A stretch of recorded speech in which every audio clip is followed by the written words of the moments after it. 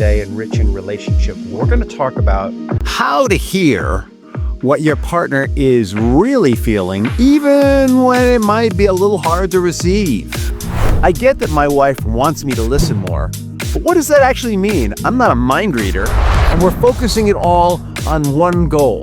The goal is mastering our own emotions so that we can receive what they have to say to us without reacting.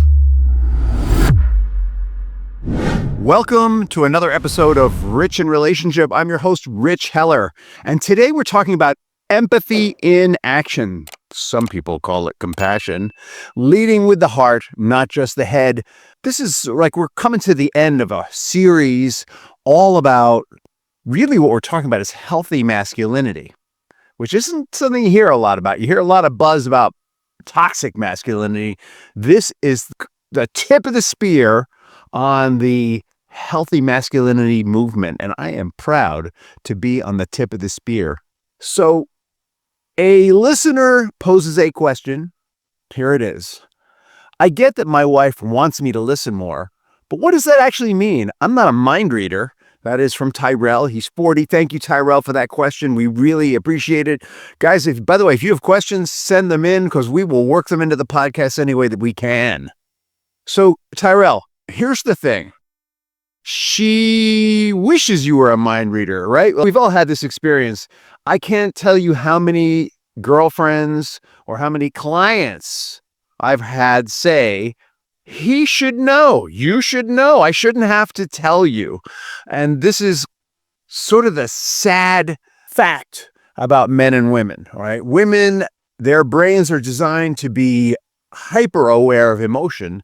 And so they often know how we're feeling before we know how they're feeling.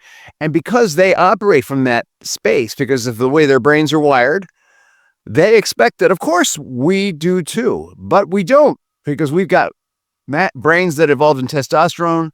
They have less connections between the two lobes. We tend to be more linear, less ecological, if you will, less aware of emotion. In fact, women read micro-expression and body language faster and better than men do. And that's why they have this expectation. You should know. They will tell us in 2,000 ways, and we are lucky if we pick up 200 of them. Actually, we're lucky if we pick up 2 of them. And so what can we do, right?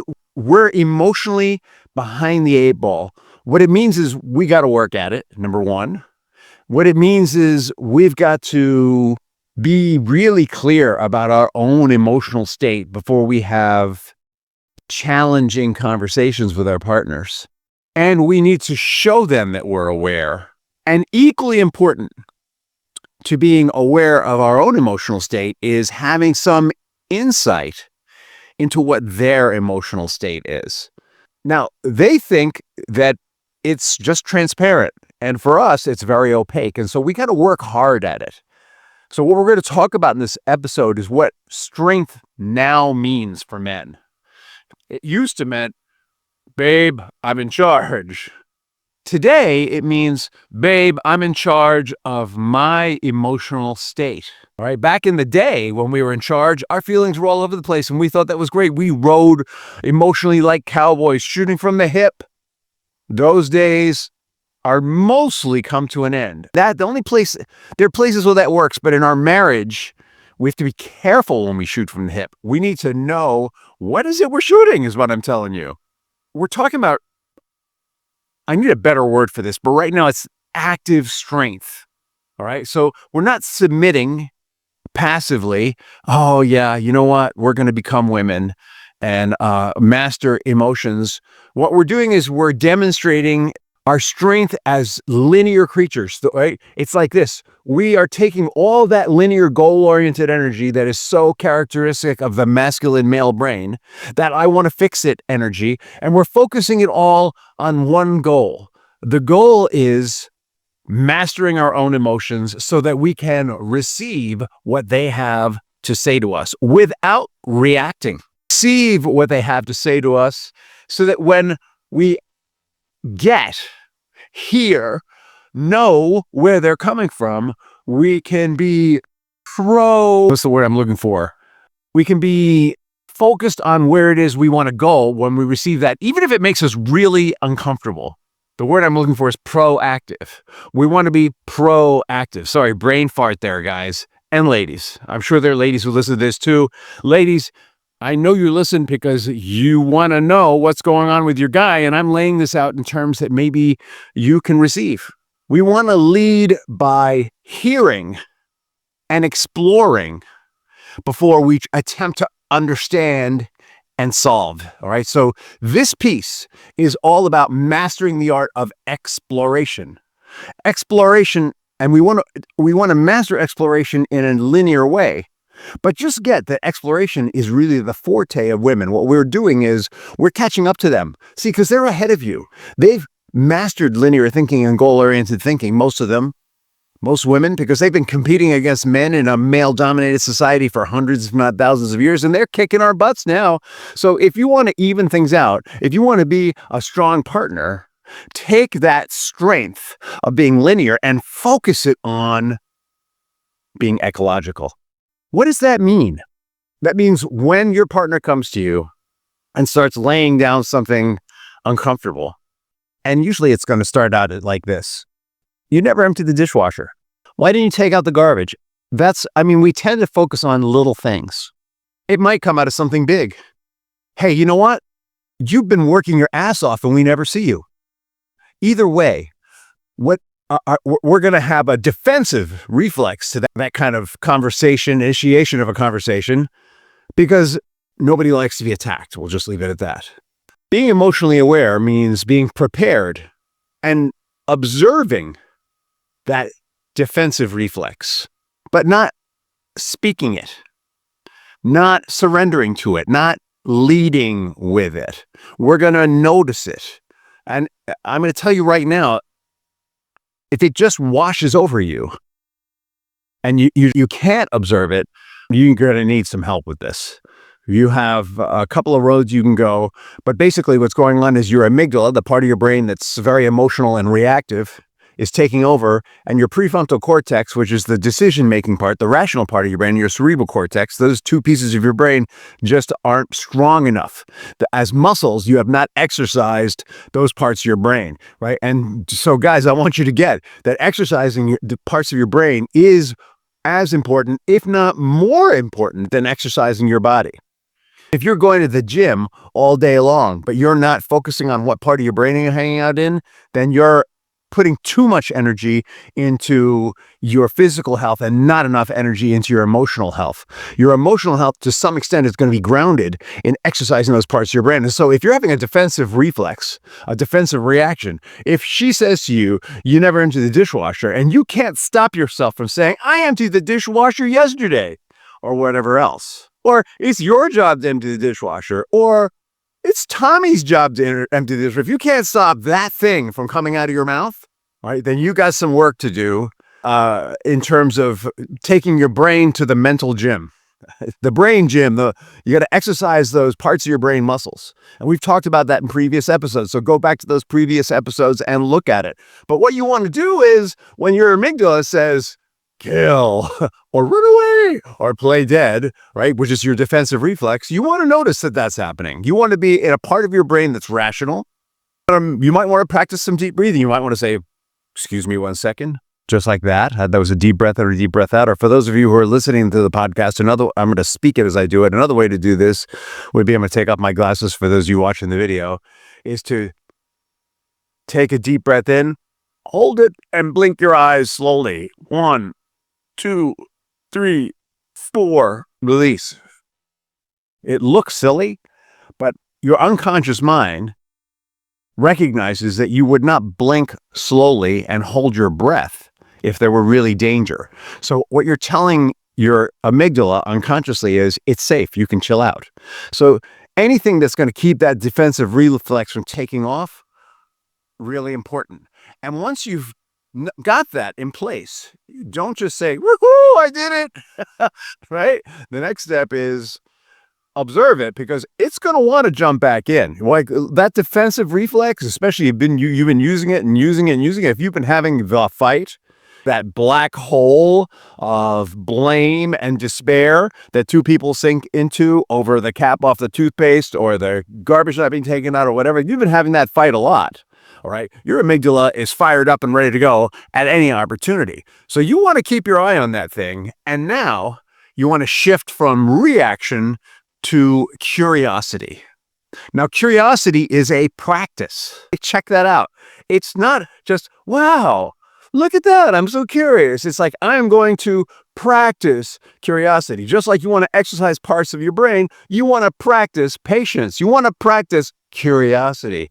Okay, I'm going to practice curiosity. If I were really curious about the dishwasher not being empty, what would I do? For example, let's go to Brad and Gwen, my favorite couple. Gwen said to Brad, "You never empty the dishwasher." Brad had a very immediate reaction. He almost went to, "I emptied the dishwasher 4 times this week." Guess what? Emptying the dishwasher is an issue in this house, by the way. We got that worked out. But he didn't do it. He caught himself. He took some breath. He said, "Hold on, Gwen." He said, "You know what? I was going to be defensive there, but hold on." And then he said, "All right. So I'm curious. It seems like this dishwasher thing is really important right now. And I get it. It needs to be emptied. And I noticed that you're having some feelings about it. So, in fact, I noticed that what you have going on is some frustration about the dishwasher. Tell me more about this." And then Gwen, of course, she downloads heavy. "I've been emptying the dishwasher all week, but it isn't just about the dishwasher. It's about little Tommy and da-da-da-da-da, and et cetera, et cetera." That is curiosity. Curiosity is allowing your partner to share what's really on their mind. Because I promise you, it ain't just about the dishwasher, the cap off the toothpaste, or the garbage. Here's a listener question for you. She'll get about something small, and I just don't get it. What am I supposed to do? Pretend that I do? Yeah, Connor, if you did this, what I just described, actually, yeah, you do need to pretend that you do. Well, you need to pretend that you care, right? It's not that you pretend that you get it, right? It's not about understanding. I think that's the whole point. Connor, this question you're asking is like serious dude question. I don't get it. I don't understand. Where's she going with this? No, you're not supposed to pretend that you do. You're supposed to be, what did I just talk about? Curious. All right. If you're curious, you can find out what she's upset about. What does that small thing represent? And part of what Brad did really well was when Gwen said, "Yeah, I'm upset. I've emptied the dishwasher 6 times this week, da da da da da." You know, Brad said, "Wow, I could see how that'd be frustrating. You know what? I've had that experience and I know what that's like." He didn't make her right that he was a jerk for not emptying the dishwasher. He validated her feeling. He mastered the art of emotional logic. I kind of like that term, emotional logic. What I like about it is it's kind of like it's some of those terms. It's almost self-contradictory. Emotional logic. Emotions, by definition, are completely irrational. We just have them. We see something and we have an emotion. Very often, the emotion is completely out of context. Let's go back to Brad and Gwen. Gwen is upset about the dishwasher. She's not really upset about the dishwasher. In fact, the level of emotion she's expressing about the dishwasher is not logical. She's having an extreme reaction. But in the context of what she's experiencing, she's built a story around it that's logical. And when Gwen explained it, right, when she ran it down with Brad, it went like this.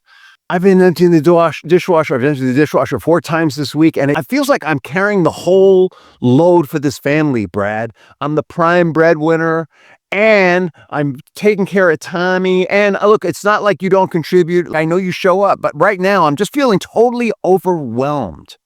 So in the logic of her experience, in the world of her experience, that emotion was logical. I'm feeling overwhelmed, therefore I'm emptying the dishwasher too much. When the dishwasher's not the problem, she's feeling overwhelmed. And when Brad heard that, he got it. He said, "Hey, Gwen, I get it. I get it. You got a lot going on. First, I'm going to empty the dishwasher right now. I know that's not going to fix it, but I want you to know I get it. And I'm going to start looking for ways to help you feel less overwhelmed. But I'm also going to guess that your overwhelm isn't just about what's going on here in the house, is it? And Gwen said, no, I think if you did more, it would really help. I said, yeah, no, I'm going to do more, but what else is going on? And then she downloaded a whole story about work. You wouldn't believe what's going on at work. So I feel like there's so many loose ends and it's all up to me. Why is it all up to me? It shouldn't be all up to me. And then Brad really got it. And he mirrored it back. Now, offering to empty the dishwasher, that didn't fix it. That was a gift. Helping her get to the bigger sense of overwhelm that was supporting her emotional logic. That was the gift. And he did all that while keeping his own reaction of, oh my God, she's feeling over. Yes, she is the prime wage earner, pushing his buttons. Because men, let's face it, right? We can surrender to women being the prime wage earner, but a part of us still feels like we should be, because that's how it was until recently. And what is it about this generation or me that I'm not the prime wage earner, et cetera, et cetera? It's kind of like back in the day, if you were the last guy with a woman before she realized that she was really into women, you were like, oh my God, what did I do wrong? When actually she realized she was into women, but you think it was you, but actually she just realized something she really wanted. The prime wage earner thing is not that different, right? We think we're supposed to be the prime wage earner. Women are more and more becoming the prime wage earner. It's evening out in our society, and we feel like, what are we doing wrong that's making this happen? There's nothing wrong. In fact, it's good. And we'll talk about that more in another episode. All right. So I gave you the blueprint for reflective listening here, but let's make sure you got it. So Brandon, who's 45, says, what do I even say when she vents? I don't want to say anything wrong. Well, you're going to say something wrong, Brandon. I'm sorry. But here's what will keep you in empathy and maybe even compassion. It's really simple. It's what it seems like what you're saying. You could say what I hear like what I hear you saying, or you could say what it looks like you're saying, or you could say it feels like what you're saying, but you want to be more neutral than that. And the reason is that everybody has a primary way that they process emotion. Some people do it through touch, feels like. Some people do it through sight, looks like. I'm very visual. Some people do it through sound, sounds like. But if you're not sure, you want to go, it seems like. If you happen to know your wife is one of those three things and say whatever it is, let's say that Gwen is auditory. It sounds like what you're saying is you're totally overwhelmed, not just here, but at work. And that overwhelm feels like in some way maybe you're failing, or maybe you're not supported. Did I get it? And that's the last part. The last part is, did I get it? Avoid the word right. Don't say, did I get it right? Did I get it? And if you didn't get it all, she'll say, yeah, it's that, but there's so much more to that. Your parents called me, and when they call me when this is all going on, it's so stressful. And my mom thinks she's got cancer. I don't think she does, but you know how she is. She always thinks she's sick. I don't know what to do. And you just keep saying, wow, it sounds like Brad would say, it sounds like what you're saying, Gwen, is your mom thinks she's sick and my parents called you. So on top of all that, you feel like there are a lot of demands. Yes. You got it. That's all you need to accomplish. Your whole goal is to map out the emotional landscape. That's your whole goal. Don't go to fixing it if you can. Embrace the power of creating a safe space, all right? Her safety, the safety of your marriage, is built into you managing your own emotions, being aware of them, not stuffing them, being aware of them, and focusing on her. So what's the point of doing all this, says Jonah? She is actually going to change if I listen better. Jonah's 43. We have a lot of 40-year-olds in this call, in this podcast today. What is the point? The point is that emotional intimacy and good sex, if I'm honest, right? Good sex is emotionally connected sex. Happens when people feel vulnerable and safe. And she won't feel vulnerable and safe unless you make it safe for her. You make it safe for her by indicating, I've got my stuff. I've got my stuff where I want it. I see it. I'm in touch with it. I'm not stuffing it. It won't come out sideways. And I'm totally focused on you. And all I want to do is get what you're saying. I don't need to fix it. We could talk about that in another conversation. I just want to help you download so that you can relax with me. When she feels safe, everything changes. This is emotional leadership, fellas. We need to be the leaders in our relationship in this way. Yet she is the master of your family ecology. When little Tommy has a problem in school, she will understand that better than you will. And she needs us to make it emotionally safe. Let me give you a metaphor, all right? Protecting today, our families, looks a lot like, I'm going to make sure the structure of the house is sound, that there's no water coming in, that the water has someplace to go, that it's warm when it needs to be warm, that it's cold when it needs to be cold, that there's an alarm, that there's a panic button if I'm not here so that she can get the police here. If I am here, that she understands that I'm going to be on the front line. I'm going to make sure that the water runs. I'm going to make sure that everything functions well. I may have some ideas about furniture, but unless I happen to be an interior designer, I'm going to leave that to her. Right, so that's what protection looks like. Well, this is emotional protection. You're not fixing anything. You're just creating the emotional structure so that she knows it's okay. So that she knows no anger is going to leak into the emotional space structure that you're creating. So I want you to think of this as building an emotional house. All right, I've run on a long time here. I hope you're getting this, but I can't emphasize how important this is. I can't emphasize how important this is, that as men, we understand that the emotional world, we need to treat the emotional world just like we treat the physical. Or maybe we need to treat it better. I don't know what your house looks like, but I'm going to tell you, my house is pretty orderly today. All right, so there's a listener question. Sometimes I try to be empathetic, but her emotions flood me. I get overwhelmed and shut down. What do I do with that? Thank you, Nathan. That's a great question. And we are going to address that in the next episode. Feeling first, reacting later, training your nervous system for relationship. And we touched on it a little bit here. I talked to you about the brain science here. We're going to go deep in this next episode. And I want you to know we've got 2 more episodes in this series, and then we're going to leap into something completely different. If you're liking what you're hearing here, I want you to like this podcast, subscribe to this podcast, show YouTube or Spotify or Apple Music or wherever you are, show them that you love what you're hearing and you want more. In the meantime, this is Rich Heller at Rich in Relationships saying have a wonderful day and an awesome tomorrow.